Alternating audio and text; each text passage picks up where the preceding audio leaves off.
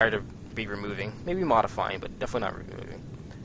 So this one is going to be a different race. It's going to be Protoss versus Zerg. Jshore, what do you think about Protoss versus Zerg? What do you feel about it? Really, really, really risky to scout later than 9. 9. Why risky? 6 pool. 6 pool? On a map, they did change this map so that you can't spawn close anymore, I believe. Right?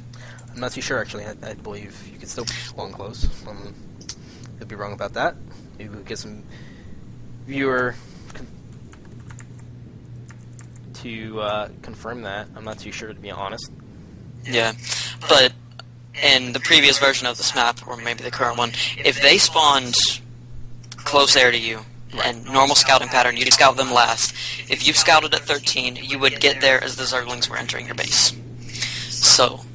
Yes, and Zerglings are not going to be good as a Protoss player. That's not the only thing that you have to worry about. You also have to worry about roach rushes. Ironically, you have to worry about drone rushes too. That's also true. And it sounds silly, but drone rushes are tough. They're really scary. I remember playing a game where, luckily I scouted, and this is due to scouting. It was a close position. I actually think it was this map. It was a close position Shattered Temple map. And my Zerg player, I scouted him drone rushing. The game took, and this was like during the first 20 seconds, 30 seconds of the game. The game took at least 12, 15 minutes to end. Because you both came out with so... I think I remember this one. He was complaining about how he hated close positions, so he always drone rushed. Maybe. I think he was a Korean. I remember he was that Korean. Oh, maybe not then. Yeah, you need to like go through micro for it gets complicated. It does. Oh yeah. Because drones technically have one up. They can live one-on-one versus a probe. So that's where it comes in. But anyways, let me know when you're loaded up. It's loaded, and I'm at 0. Great. 0 on faster. Let's unpause in 3, 2, 1, go. Alright, we're going to see some guys sending you sent to the mineral. Again, we're going to be looking at exactly what time we're going to be scouting versus a Zerg player on this map. Now, I remember the time it was 142 versus Terran on a 4-player map. What do you estimate it'll be versus Zerg? No later than a minute. Okay. It's definitely going to be a little bit sooner than 142. Let's see if Jshore is right. Approximately 54 seconds. 9 supply. So I'm sending it right after 9. Now, do you, off the top of your head, through your game experience, do you think this is a good idea? Given 6 pool, threats, and everything, roach rush. I think it was a good idea to... Actually, I don't know if I agree with the direction you sent the probe in, since you'd usually see the Overlord at, I believe, it's at 1:30 when it enters your base. But otherwise, yeah, I usually always scout at 9. Okay. Because, I mean, the rushes that Zerg can pull off come so much faster than the other 2 races. So it's just usually safest to, because there's no really opening build that keeps you safe from it, that isn't really harmful economically. Right. And what Jshore was saying in terms of the direction is that normally you'll see the Overlord coming down if he was spawning laterally from you at approximately, yeah, you're right, approximately 130, 135. And another thing you can do that I should have done this game was if you check at your basically the corner of the map, that black area, that fog, for the Overlord at approximately 110, 115, you'll spot it coming before it gets to you at 130. This way you can adjust your probe scouting pattern. And again, why is it good to adjust your scouting pattern? Because the sooner you see them, the sooner you get that valuable intel. Now, we didn't really get to... I'm going to pause now. 304. We didn't really get to talk too much about valuable scouting intel last game versus Terran. Primarily because we actually got denied in terms of the scouting, which kind of led to that weird feeling that you kind of get where you gotta, you make your gut decision. Is he going to be doing cheesy plays? Going to be doing one base? You have to make your call, and that's again not too safe. But in this game, I do have the luxury of actually finding him. I'm going to go back up real quick. I'm going to see exactly what time it is that I actually scout him at. Looks like we get to him at approximately 2 minutes. 2 minutes? Alright, Yeah. get up there and pause it. Alright, I'm at 2 minutes. Great. Finally find his base. I see the creep. I know that I see the Overlord, I see the creep, I know that he's here. Now, what are some things I'm going to be looking for at approximately 2 minutes, Jshore? Spawning pool, a drone going out to lay a hatchery. In case they're going hatch first, so you can block that. Okay. Definitely looking for spawning pool. Anything like anything 6 pool, 7 pool, 6 to 10 pool, any of that. No drones in the base. Yeah, In case they're drone rushing. No drones in the base is a tell that something's up. If you don't see any drones mining minerals, something's going wrong, of course. I'm also looking for gas. I'm seeing Zergs like to do 14 pool, 14 gas. This is about that time where he could be doing something like that. And it's very important to see what time he takes that gas so that we can monitor his speed. Why is this valuable? Because this is going to tell us 2 things. One, is he being aggressive or is he being defensive? A lot of times, Zerg will only get the circling speed if they want to be aggressive, at least earlier on. The more they delay that gas, the more they delay that speed, then it's a matter of playing defensively, because that's saying it's going to take you that much longer for the opposing player to get their army to your base for you to need that speed, rather vice versa for you to go to their base, if that makes sense. And yes, we are going to be looking for any types of drones going out. We're going to be looking to delay the hatchery that might be around, any type of 15 hatch or fast hatchery nonsense. We need to be looking out for that, as those are all valuable information as Protoss. So I went out of my base approximately 54 seconds, 9 supply, and wound up at his base after miscalculating one of the spawns as one of his at approximately 2 minutes. So that only took me 1 minute and 6 minutes compared to 2 minutes and 20 seconds, right? Right. So effectively cutting the time from scouting Zerg in half. Now we're not going to have too much to look at. Let's take a look at from 54 seconds again at the income tab. And we're going to see if there's any particular trends. Wait, we're at? 54 seconds from 9 supply on. Alright, I'm going to get there. Let's go to 0 first, and then fast forward. Because the replay is like, no. It is like no.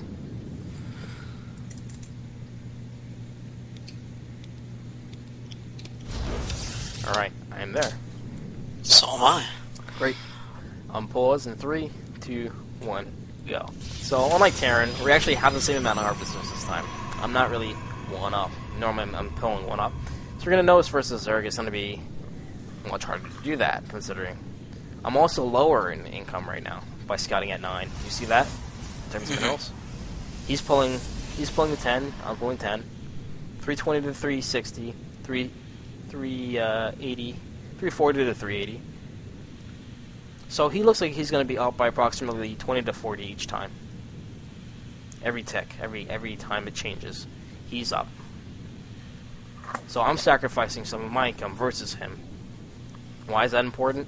Well, we know exactly how much of our resources are being, like, versus Terran, we saw that, okay, our resources are being even, if not more, when I sacrifice a probe.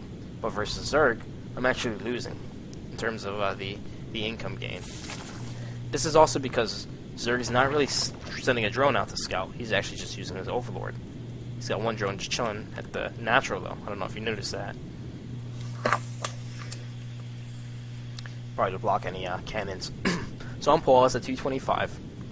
I'm basically looking at my opening. It's gonna be standard.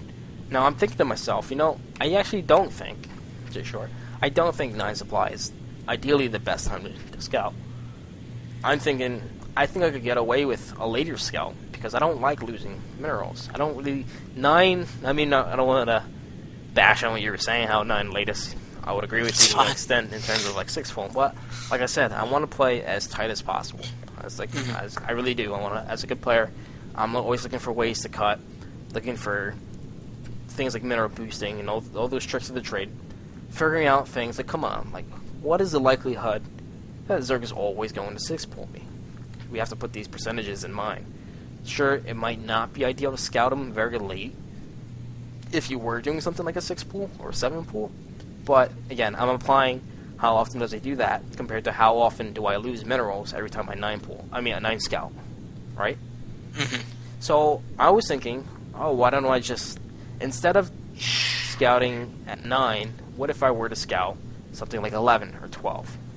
And what do you think would happen? Well, I think for one, since they've eliminated one of the spawns and you will see his overlord, well, no, you'd still want to scout there first, but scouting at 11 or 12 was definitely, I would say, viable at this point, since there's one less spawn to take care of. Okay. So it was usually getting to the 3rd spawn at just the right time if you scouted at 9. Do you think it's a little bit easier? Or would it provide more information? Would I get there a little too late to see things like the spawning pool time or the gas time or even the hatchery getting taken?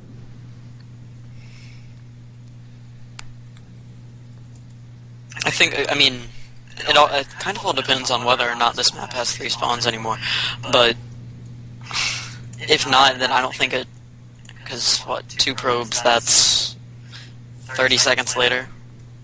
Yep. Takes maybe 20 seconds to get to each spawn? Approximately, based on what we found out. 20 to 30. 54 so to 2 minutes. you're really not cutting any time at all. Okay, in terms of getting to him.